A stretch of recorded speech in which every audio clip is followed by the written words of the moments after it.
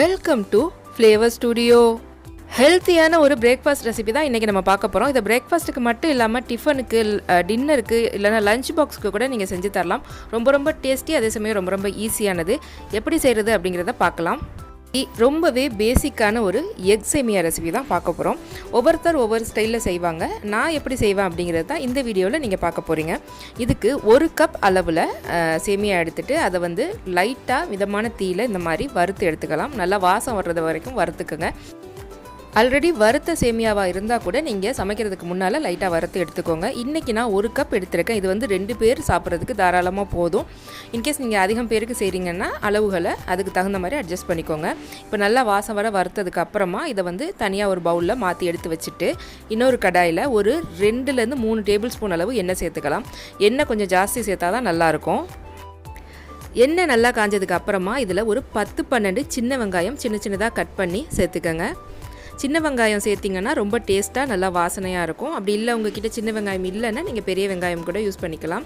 இப்போ இதை நல்லா நம்ம வதக்கிக்கலாம். வெங்காயம் நல்லா இந்த மாதிரி பொன்னிறமாக வதங்கினதுக்கு அப்புறமா இதில் ஒரு பச்சை மிளகாய் சின்னதாக கட் பண்ணது சேர்த்துக்குங்க.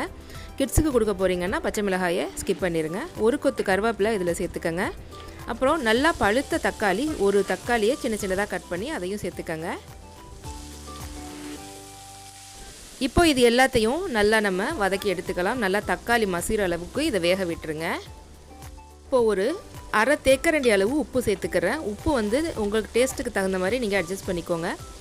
இப்போது இது எல்லாத்தையும் சேர்த்துட்டு நல்லா நம்ம வதக்கிக்கலாம்.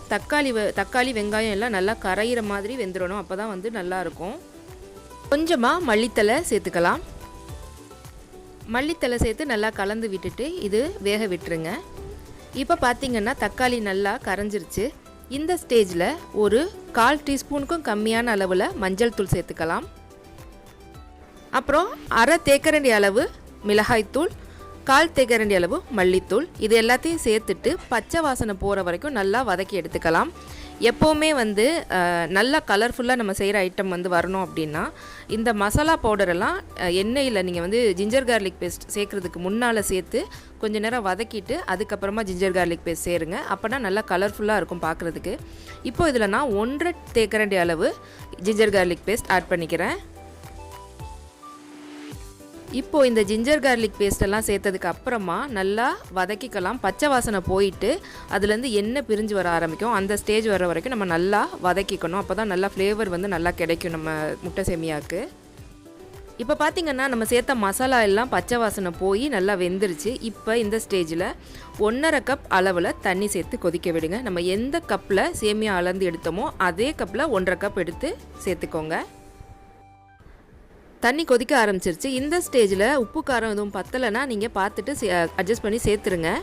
இப்போது நம்ம வறுத்து வச்ச சேமியாவை இதில் சேர்த்துடலாம். சேர்த்துட்டு நல்லா ஒரு மீடியம் ஹைலேயே வச்சு நல்லா கிளறி விடுங்க. நல்லா கலந்து விட்டுட்டு இதை இப்போ நம்ம ஒரு மூடி போட்டு வேக விட்டுடலாம். ஒரு 5லேருந்து 8 நிமிஷம் இது வேகட்டும்.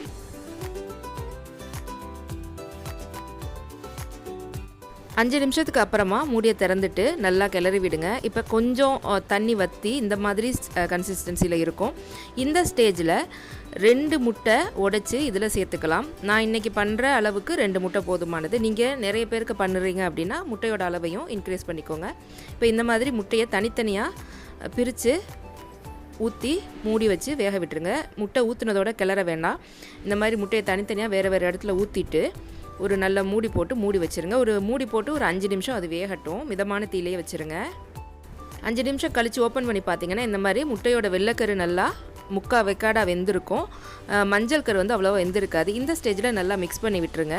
இந்த மாதிரி நீங்கள் செய்கிறதால நல்லா ஒரு ஜூஸியான டேஸ்ட் கிடைக்கும்.